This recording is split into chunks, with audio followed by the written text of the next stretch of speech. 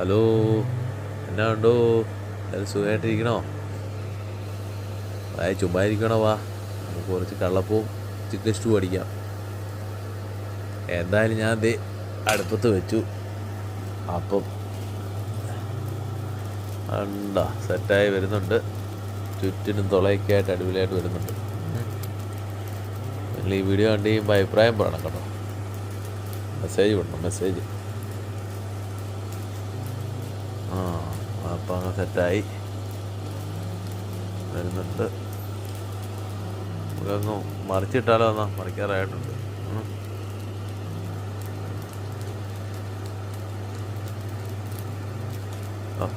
മറിക്കടാവേ.